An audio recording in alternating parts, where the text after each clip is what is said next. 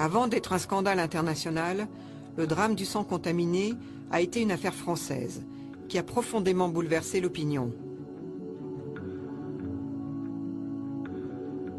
1981, les médecins découvrent une nouvelle maladie mortelle, le sida. 2 ans plus tard, en 1983, quelques spécialistes réalisent que les transfusions sanguines administrées à des malades peuvent propager le virus mortel. Première victime, les hémophiles, dont le traitement médical se fait justement à base de transfusion. Un hémophile se perfuse quand il saigne. Et la fréquence des saignements des hémophiles sur une année, alors ça peut être plusieurs fois par semaine, mais en tout grosso modo sur une année, ça représente à peu près une perfusion par semaine.